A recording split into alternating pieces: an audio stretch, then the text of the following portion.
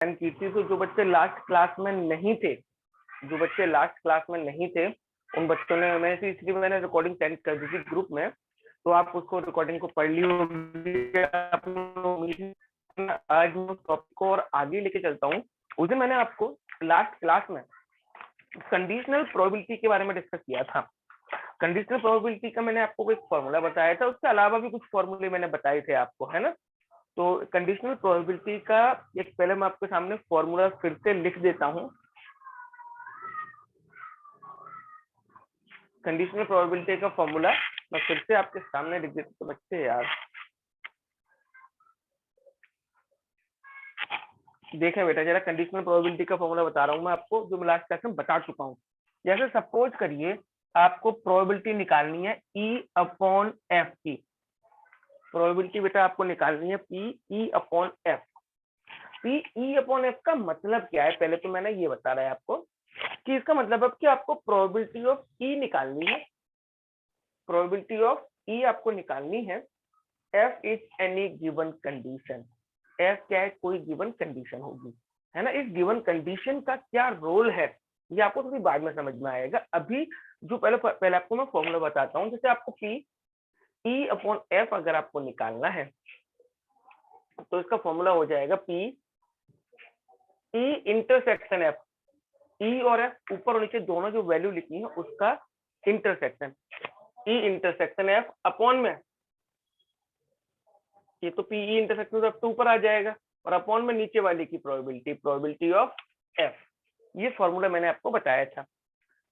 उस दिन मैंने आपको जो क्वेश्चन कराए थे वो क्या था, उनमें आपको गिवन थी प्रोबेबिलिटी की PE इतना है, PF इतना है, PE/F निकालो या PF/E निकालो। जैसे अगर आपको PF/E निकालने को कहा जाए तो फॉर्मूला क्या बनता है, इन दोनों का इंटरसेक्शन, तो PE इंटरसेक्शन F अपॉन में नीचे क्या आ जाता, PE आ जाता। ठीक है, ये दो तरह के फॉर्मूले में आपको बता चुका हूँ। तो लास्ट क्लास में मैंने जो आपको क्वेश्चन करवाए थे वो क्वेश्चन कैसे थे, उनमें आपको डायरेक्ट प्रोबेबिलिटी गिवन थी, डायरेक्ट प्रोबेबिलिटी दे रखी थी। अब क्या होगा, कुछ क्वेश्चन ऐसे भी आएंगे जिनमें वर्ड प्रॉब्लम होगी। उन वर्ड प्रॉब्लम को कैसे हम सॉल्व करेंगे, उन वर्ड प्रॉब्लम को देखेंगे बेटा आज हम, है ना। तो हमारी क्रैश को क्या कहते हैं, जो हमारी बुक है उस बुक को आप ओपन करिए और उसमें चैप्टर नंबर 13 की प्रैक्टिस एक्सरसाइज जो है वो प्लीज निकालें। प्रैक्टिस एक्सरसाइज, चैप्टर नंबर 13 की प्रैक्टिस एक्सरसाइज। ठीक है, उससे पहले मैं आपको उस प्रैक्टिस एक्सरसाइज का फर्स्ट क्वेश्चन तो हम कर चुके हैं, है ना। सेकंड क्वेश्चन का आपको पहले करा रहा हूँ। सेकंड क्वेश्चन वर्ड प्रॉब्लम नहीं है, वो नॉर्मल क्वेश्चन है, वो देखो, फिर मैं थर्ड क्वेश्चन से आपको वर्ड प्रॉब्लम पे आ जाऊंगा। ठीक है, क्वेश्चन नंबर सेकंड है हमारी वाली बुक का, क्या है कि आपको PA कितना दे रखा है, 6/11। PA गिवन है 6/11। PB गिवन है मेरे बेटा, PB आपको दे रखा है 5/11। PA गिवन है, PB गिवन है, और मेरे बेटा आपको PA यूनियन B गिवन है। PA यूनियन B आपको दे रखा है मेरे बेटा 7/11। ये तीन चीजें आपको क्वेश्चन में दे रखे हैं। PA दे रखा है, PB दे रखा है, और PA यूनियन B दे रखा है। तीन चीज दे रखी है। अब आपको निकालना क्या है, फर्स्ट पार्ट में निकालना है PA इंटरसेक्शन B। आपको निकालना है बेटा PA इंटरसेक्शन B, और दूसरे पार्ट में निकालना है PA अपॉन में B, और तीसरे पार्ट में बेटा निकालना है आपको PB अपॉन में A। वो A यूनियन B लिखा हुआ है तीसरे पार्ट में, वो बेटा गलत है ना। वो तीसरे A यूनियन B नहीं निकालना है, वो जो मैंने लिखा है वो निकालना है PB अपॉन A। निकालो जरा बेटा प्लीज। PA इंटरसेक्शन B निकालने के लिए फॉर्मूला में लिख देता हूँ। एक फॉर्मूला होता है PA union B equal to PA plus PB minus PA intersection B। लगाओ बेटा फॉर्मूला।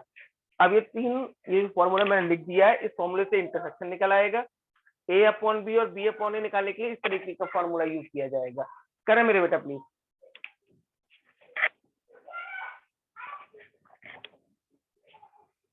जो भी आ जाए बेटा, जो भी आंसर आए आपके, 4/11 बता रहे हो आप, तो हाँ बेटा 4/11 ही आएगा, यस करेक्ट है 4/11, पहले वाले पार्ट का 4/11 आएगा इंटरसेक्शन का, करेक्ट है बेटा।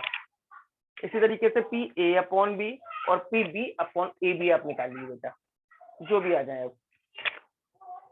अब आंसर आप बुक में देख लेना, वो आज क्या नॉर्मल सा क्वेश्चन था।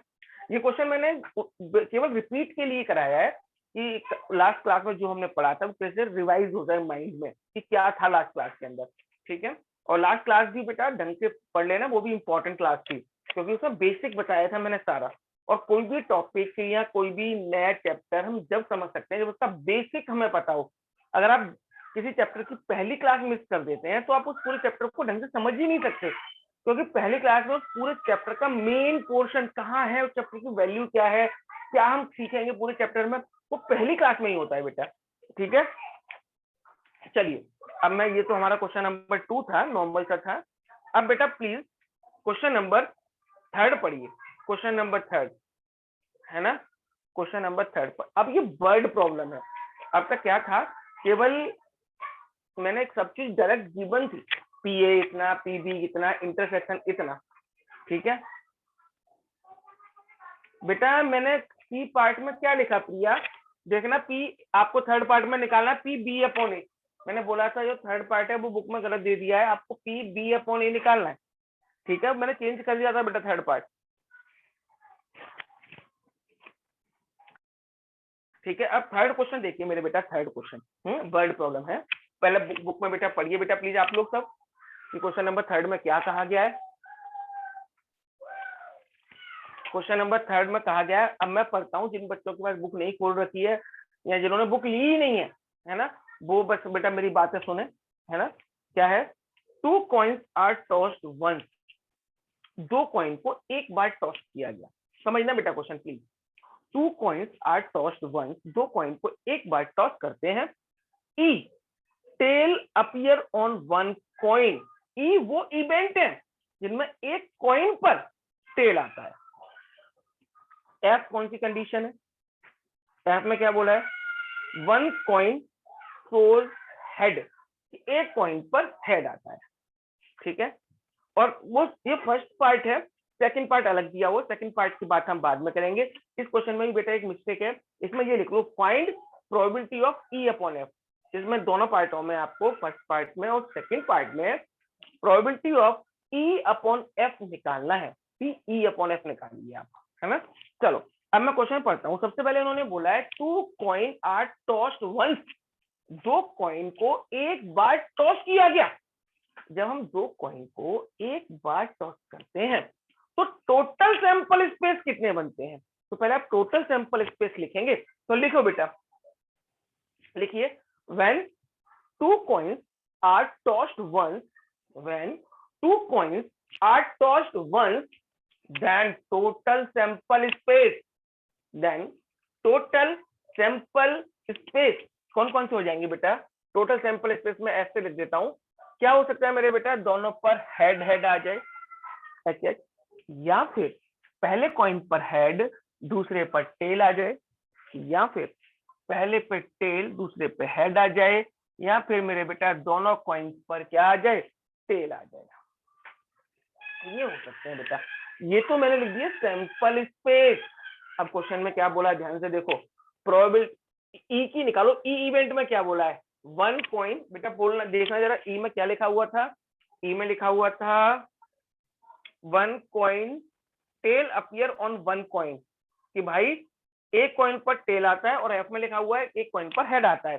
तो बेटा आपको ई में वो पेयर लिखने हैं जिनके एक कॉइन पर टेल आता है, तो कौन कौन से हो जाएंगे बेटा, एच टी हो सकता है और टी एच हो सकता है, यानी आपको ई में वो पेयर लिखने थे जिनके एक कॉइन पर टेल आए हो, लिख दिए। इन देखो 2 पेयर में ही है, इन दोनों में से एक ना एक कॉइन पर टेल आया है। एफ की बात करो, एफ में क्या है, एफ में क्या बोला है कि भाई एक कॉइन पर हेड आना चाहिए, एक कॉइन पर क्या आना चाहिए, हेड आना चाहिए। अब देखो ऐसे कौन कौन से पेयर है जिन पर हेड आ रहा है, तो यही है बेटा 2, हेड टेल, टेल हेड, ये 3 चीजें आपने लिख ली। टोटल सैंपल स्पेस लिखी, ई इवेंट लिखी, एफ इवेंट लिखी, अब आपको क्वेश्चन में क्या कहा गया था, फाइंड करने को क्या बोला था कि भाई आपको निकालना है पी ई अपॉन एफ। क्या पी ई अपॉन एफ निकालिए। अब पी ई अपॉन एफ कैसे निकाला जाएगा?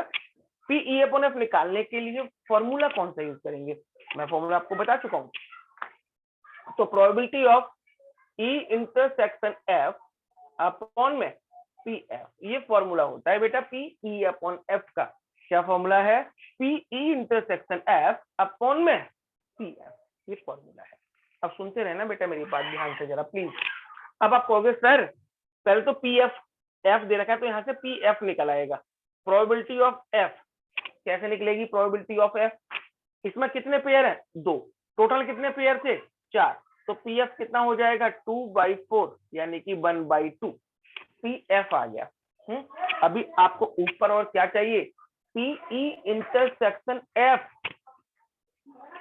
पी ई इंटरसेक्शन एफ चाहिए। तो उसके लिए पहले आप ई इंटरसेक्शन एफ निकालेंगे। ई इंटरसेक्शन एफ मेरे बेटा कैसे निकलेगा? ई इंटरसेक्शन एफ निकालना है तो ई में और एफ में, ई में और एफ में क्या कॉमन है ये बताओ। ई में और एफ में क्या कॉमन है? देखेंगे आप ई में और एफ में दोनों ही सेम टू सेम है, कॉमन है, इसका मतलब यही दोनों पेयर आ जाएंगे।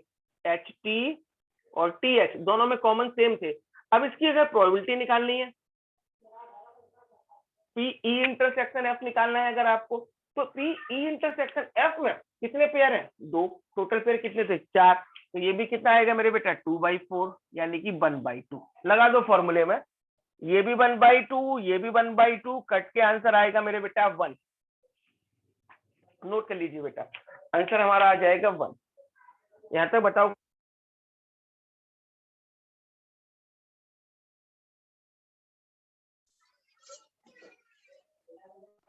पूछना है बेटा किसी बच्चे को?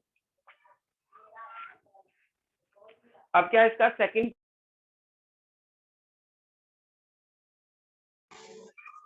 क्या इसका हम सेकंड पार्ट कर सकते हैं बेटा? सेकंड पार्ट आप बिल्कुल सेम तरीके से है, ट्राई करना। मैं क्वेश्चन नंबर 3 पढ़ रहा हूँ बेटा, क्वेश्चन नंबर 3 पढ़े बेटा। सेकंड पार्ट आप खुद से ट्राई करना है ऐसे ही। क्वेश्चन नंबर 3, क्वेश्चन नंबर 3 पढ़े,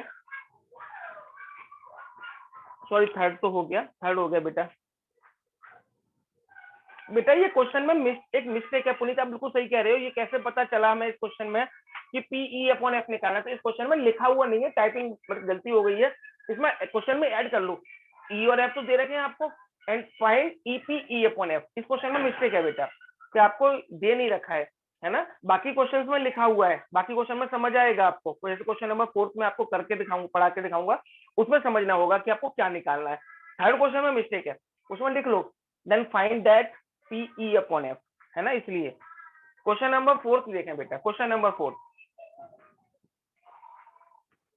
अब ढंग से पढ़ना बेटा। Question number 4,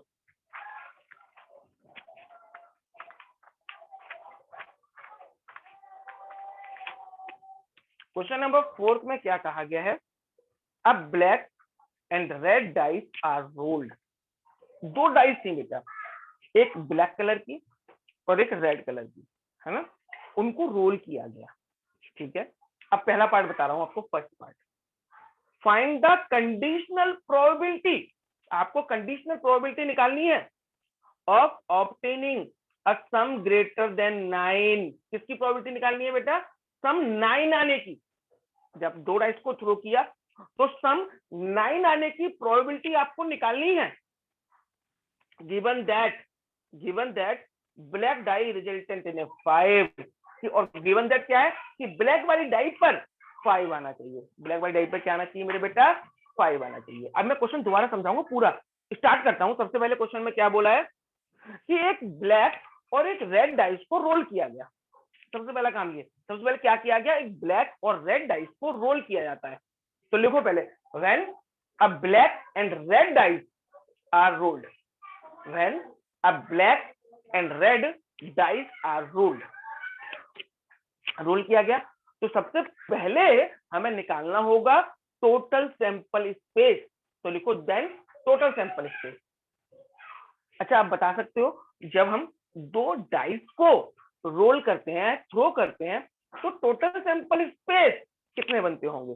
36। यस क्या करेक्ट है आप कि 36 सैंपल स्पेस बनेंगे बेटा। जब भी हम दो डाइस को थ्रो करेंगे तो 36 सैंपल स्पेस बनेंगे। अब बात आएगी वो 36 सैंपल स्पेस कौन कौन से होंगे। तो मैं बना रहा हूं बेटा, वैसे तो मुझे उम्मीद है कि आप सबको पता होगा क्योंकि आप ये चैप्टर पहली बार नहीं पढ़ रहे हैं, पहले ही पढ़ चुके हैं, लेकिन उम्मीद है कि आपको पता होंगे। लेकिन फिर भी मैं बता रहा हूं, जब दो डाइस को हम एक साथ थ्रो करते हैं तो 36 सैंपल स्पेस बनते हैं, और वो 36 सैंपल स्पेस कौन कौन से होंगे वो मैं लिख रहा हूं आपके सामने। 1,1, 1,2, 1,3, 1,4, 1,5, 1,6 है ना। अब सेकंड रो लिखिए 2,1, 2,2, 2,3 लिखो। 2,1, 2,2, 2,3, 2,4, 2,5, 2,6 बनाओ बेटा। अब आप बाकी के आप अपने आप बनाओ सारे, अब नहीं बनाऊंगा मैं, है ना, क्योंकि मेरा बोर्ड इतना बड़ा नहीं है कि सारे भर जाएंगे मैं तो बनाऊंगा। तो आप बनाओ 3,1, 3,2, 3,3, फिर 4,1, 4,2, 4,3, फिर 5,1, 5,2, 5,3, फिर लास्ट वाली लाइन 6,1, 6,2। फटाफट स्पीडली बनाओ बेटा प्लीज। और हाँ, आप ऐसे मत सोच रहे ना कि मैंने नहीं बनाया तो आप भी मत बनाओ, क्योंकि ये बिना बनाए 36 बनाए क्वेश्चन सॉल्व नहीं होगा, ये मैं श्योरिटी दे रहा हूं आपको। तो बनाना मस्ट है, ठीक है बेटा। अगर बना लिया हो तो वेल एंड गुड, आगे बढ़ते हैं। अब आता हूं मैं क्वेश्चन के। क्वेश्चन में क्या बोला है, ध्यान से सुनना बेटा। क्वेश्चन में क्या बोला है, to find the probability the resultant sum is 9 था, कितना था? The resultant sum greater than 9, obtaining a sum greater than 9, है ना। तो मैंने आपको क्या बोला था कि जिसकी भी आपको प्रोबेबिलिटी निकालनी है उसको आप ई मान लें। क्या मान लें? ई। तो लिखो ई में क्या बोला है, the some is greater than 9। E event में क्या आएगा, सम इज ग्रेटर देन 9। तो बेटा ऐसे लिख लो आप, let E is the event, लिख लो पहले, let E is the event the sum greater than 9।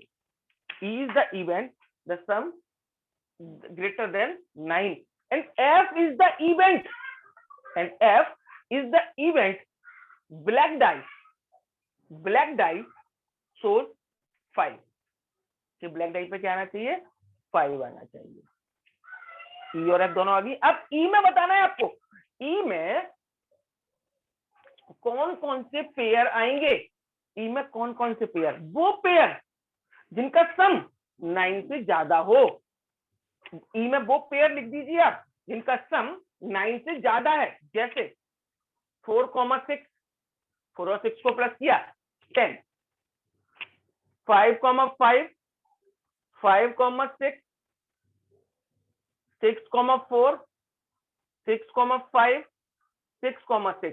जो आपने 36 बनाए हैं ना, उनमें देख देख के जो 36 आपने पेयर लिखे थे, उनमें देख देख के वो पेयर लिख दो जिनका सम 9 से ज्यादा हो, जिनका सम 9 से ज्यादा हो। ठीक है, ये ई में आएंगे जो मैंने लिख दिए। अब बात करें दूसरी एफ की। एफ इवेंट मैंने क्या लेट की है, एफ इवेंट मैंने क्या लेट की है कि रिजल्टेंट ब्लैक डाई, जो ब्लैक वाली डाई है उस पर 5 आना चाहिए। अब कहोगे सर ये कैसे पता चलेगा कौन सी ब्लैक डाई है, तो क्वेश्चन में क्या दे रखा है, अब black and red dice are rolled. एक ब्लैक और एक रेड डाइस को रोल किया गया, मतलब पहले उन्होंने क्या बोला, ब्लैक, और फिर क्या बोला, रेड। तो पहली वाली डाइस उस पर ब्लैक है और दूसरी वाली डाइस कौन सी है, उसकी रेड है। तो पहली वाली डाइस पर देखो, जो आपने 36 पेयर बनाए हैं उनमें देखना पहली वाली डाइस पर कौन कौन से पेयर हैं जिनमें 5 आ रहा है। तो देखो ये दिख रहे होंगे आपको, 5,1, 5,2, 5,3, 5,4, 5,5, 5,6, ये एफ में आ गए। अब पुनीत आप समझना, आप ये पिछले क्वेश्चन में मुझसे पूछ रहे थे कि सर ये कैसे पता लगेगा कि पी ई अपॉन एफ आएगा, ये कैसे पता लगेगा कि पी ई अपॉन एफ हमें निकालना है। तो देखो मैंने क्या बताया था, जिसकी भी प्रोबेबिलिटी निकालनी है उसे हम ऊपर लिखते हैं, है ना। तो क्वेश्चन में क्या बोला है, find the probability the some is greater than 9। कि आपको उसकी प्रोबेबिलिटी निकालो इसका सम 9 से ज्यादा हो। तो सम 9 से ज्यादा आपने किसको माना, ई को, तो बेटा ई तो ऊपर आएगा, ई ऊपर, अपॉन में क्या आएगा, गिवन दैट वाली जो कंडीशन होती है वो हमेशा अपॉन में लिखी जाती है। तो क्वेश्चन में देखो गिवन दैट क्या लिखा हुआ है, the black dye resultant shows, the black dye shows 5, तो ब्लैक डाई किसको रिप्रेजेंट कर रहा है, एफ, तो आपको क्या निकालना है, पीई अपॉन एफ इस क्वेश्चन में निकालना है। अब पीई अपॉन एफ का फॉर्मूला क्या होगा, पीई अपॉन एफ का फॉर्मूला क्या लिखेंगे, P E intersection F upon में P F, P E intersection F upon में पी एफ, ये फॉर्मूला आपको लगाना है। अब कहोगे पी एफ, पहले प्रोबेबिलिटी ऑफ एफ की निकाल लेते हैं। चलो एफ की प्रोबेबिलिटी, एफ में देखो कितने पेयर आ रहे हैं, 1 2 3 4 5 6, एफ में आ रहे हैं 6 पेयर और टोटल पेयर कितने हैं 36, एफ में आ रहे हैं 6 पेयर और टोटल पेयर कितने हैं 36, तो क्या हो जाएगा 6 अपॉन में 36, 6 अपॉन में 36। अभी काट तो मत, इसको ऐसे जाने देते हैं, ठीक है। चलो आगे चलते हैं। अब ऊपर चाहिए ई इंटरसेक्शन एफ की प्रोबेबिलिटी, तो पहले ई इंटरसेक्शन एफ निकालो, ई इंटरसेक्शन एफ, ई इंटरसेक्शन एफ में कैसे निकलेगा, ई में और एफ में कॉमन एलिमेंट कौन कौन से हैं, तो ई में और एफ में कॉमन ढूंढो, कॉमन तो बेटा एक ये रहा एक ये रहा, तो लिख दो 5,5 और 5,6, क्योंकि इसमें भी 5,5 है इसमें भी 5,6 है, तो मैंने दोनों लिख दिए, 5,5 लिख दिया, 5,6 लिख दिया। अब इसकी प्रोबेबिलिटी निकालनी है, तो probability of E intersection F, probability of E intersection F हमें निकालना है। इसमें कितने पेयर आए 2, टोटल पेयर कितने हैं 36, तो 2 अपॉन में 36, दोनों चीज निकाल दी बेटा मैंने। अब इनको उठा के फॉर्मूले में रख दो, तो P intersection F 2 upon 36, 6 upon 36, 36 से 36 कैंसिल, 2 अपॉन 6 सॉल्व हो क्या आ जाएगा मेरे बेटा 1/3 आंसर। अब बोलो इस क्वेश्चन में किसी भी बच्चे को कोई डाउट हो तो पूछ ले बेटा मेरे से, कोई बच्चा कुछ भी पूछना चाहता है ग्रुप में मुझे मैसेज कर दे, मैं उसे अनम्यूट कर दूंगा, है ना। किसी बच्चे को कोई भी डाउट हो पूछ सकता है बेटा मेरे से, ग्रुप में मैसेज कर दीजिए, मैं अनम्यूट कर दूंगा बेटा आपको। और इसका सेकंड पार्ट उम्मीद है आप खुद कर लेंगे, सेकंड पार्ट मैं नहीं करा रहा हूँ, मेरे को इसी तरीके से होगा, वो करेंगे आप अपने आप, ठीक है। चलिए नेक्स्ट क्वेश्चन देखते हैं, क्वेश्चन नंबर 5, क्वेश्चन नंबर 5 देखिए बेटा, ये मैं रफ कर रहा हूं,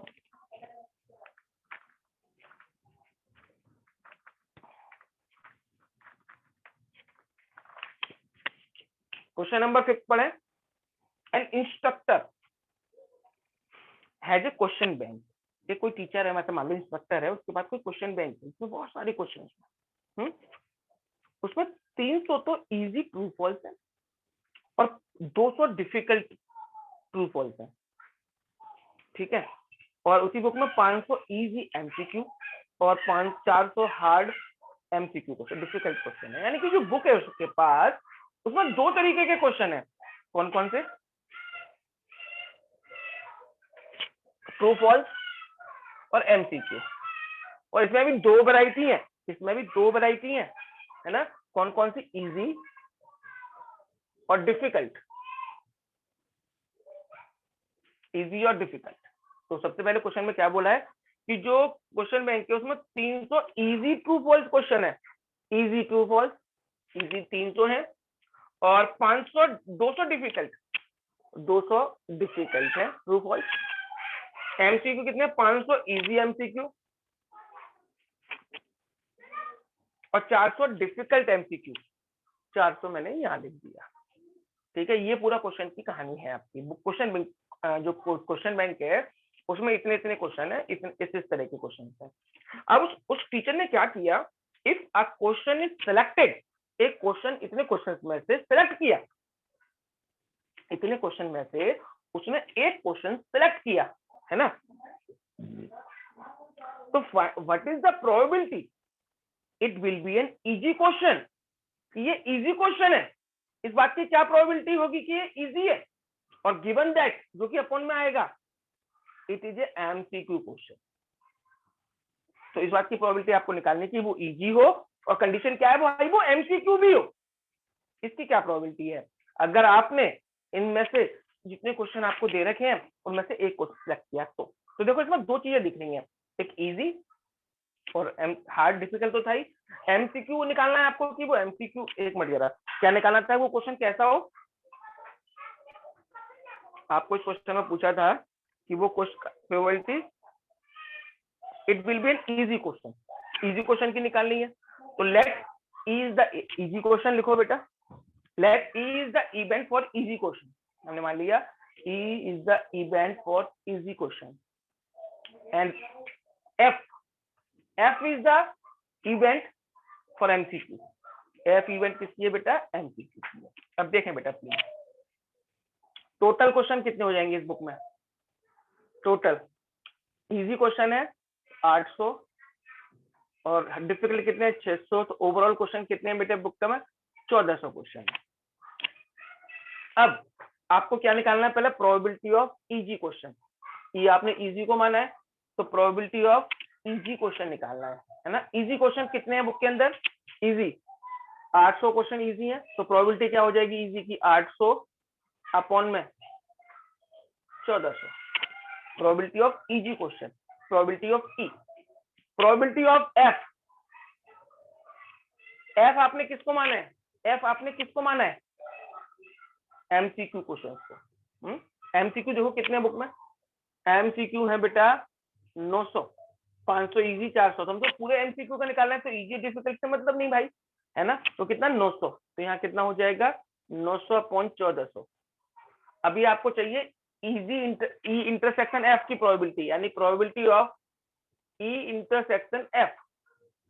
ई इंटरसेक्शन एफ का क्या मतलब है, ई का मतलब इजी, एफ का मतलब एमसीक्यू। अब बताओ ऐसे कितने क्वेश्चन है जो इजी भी है और एमसीक्यू भी है, ऐसे कितने क्वेश्चन है जो इजी भी है और एमसीक्यू भी है। तो इजी एंड एमसीक्यू क्वेश्चन कितने हैं, 500, तो कितना हो जाएगा 500 अपॉन में 1400। ठीक है, अब आपको क्वेश्चन में निकालना क्या है, पीई अपॉन एफ निकालना है, निकाल दो, पीई अपॉन एफ निकालो बेटा, निकालो बेटा पीई अपॉन एफ।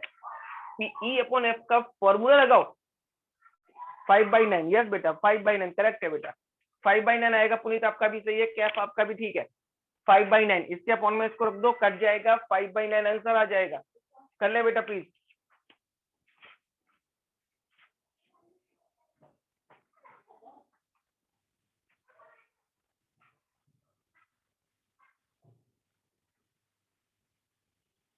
अब नेक्स्ट टॉपिक देखिए, छोटा सा टॉपिक बता रहा हूं आपको मैं।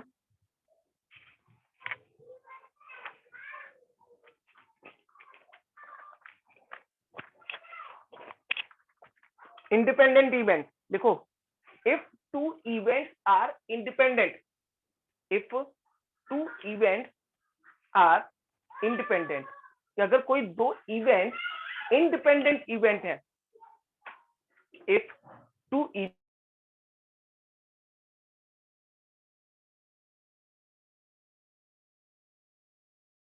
Intersection B, A intersection B किसके बराबर होगा, P A into P B.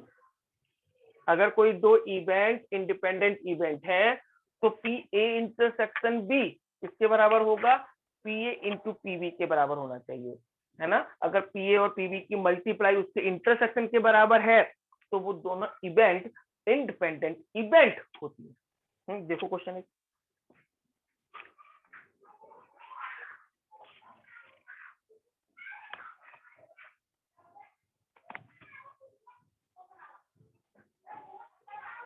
Question number 8 देखना बेटा, क्वेश्चन नंबर 8, क्वेश्चन नंबर 8 में आपको पी ए दे रखा है, पी ए कितना है 3/5 और पी बी कितना है 1/5, और आपको क्या बोला है, find P A intersection B, P A intersection B निकालिए।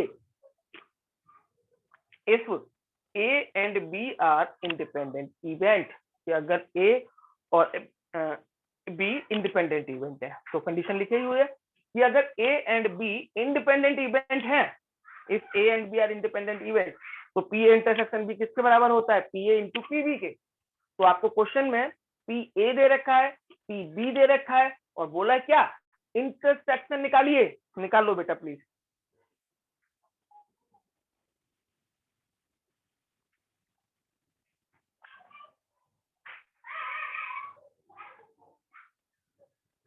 अब बेटा एक बार क्वेश्चन नंबर 6 भी रह गया है, क्वेश्चन नंबर 6 छोटा सा है, 1 नंबर का ही, वो भी कर लेते हैं।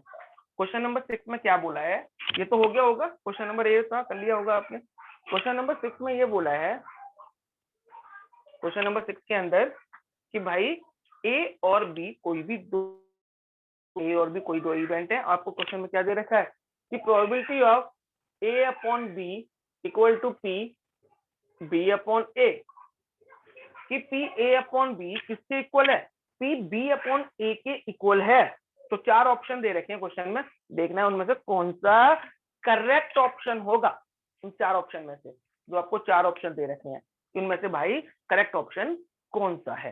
तो देखो सबसे पहले मुझे बताओ पी ए अपॉन बी का फॉर्मूला क्या बनेगा।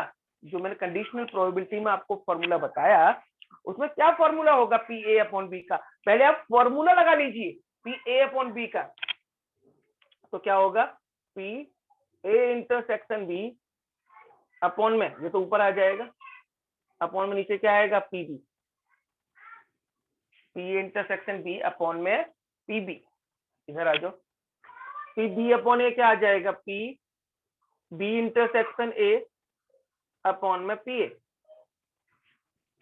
ए इंटरसेक्शन बी हो या बी इंटरसेक्शन ए हो, ए इंटरसेक्शन बी हो या बी इंटरसेक्शन ए हो, दोनों का मीनिंग एक ही होता है। तो ए इंटरसेक्शन बी से ये बी इंटरसेक्शन ए तो कैंसिल हो गया, क्या बचा, 1 upon P B equal to 1 upon P A, cross multiply कर दो, then P A equal to P B. P A और पी बी दोनों क्या है, इक्वल है। इसका जो जो भी ऑप्शन होगा उसे आप टिक कर देंगे, ठीक है।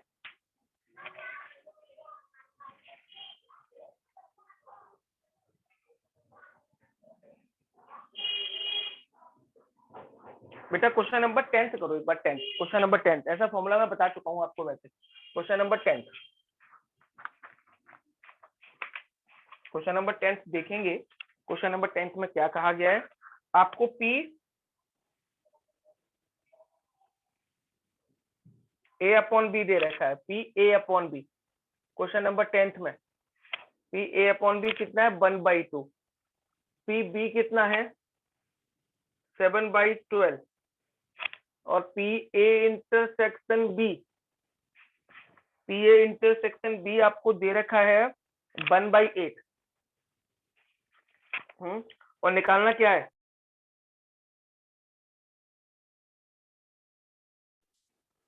आपको निकालना है बेटा P not A and not be, ये निकालना है बेटा आपको।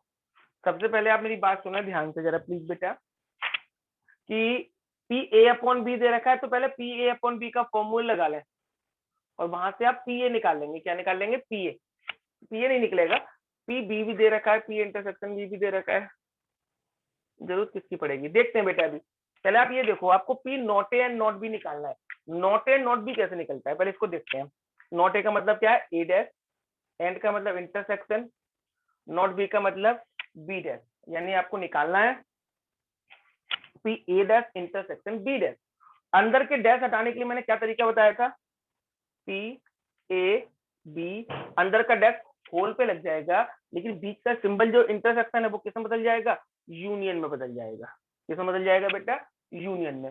अब होल से डैश कैसे हटाएंगे, होल पे से डैश हटाने के लिए 1 में से इसको माइनस कर दो, 1 minus P A union B, 1 minus P A union B. अब देखो 1 minus P A union B का फॉर्मूला क्या होता है, पी ए यूनियन बी का फॉर्मूला क्या होता है, P A plus P B minus P A intersection B, ठीक है।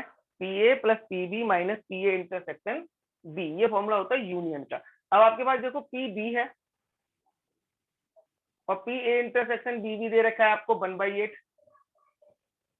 इसमें कुछ गड़बड़ लग रही है बेटा मुझे क्वेश्चन में। पी ए नहीं है आपके पास और ए चाहिए आपको, पी ए।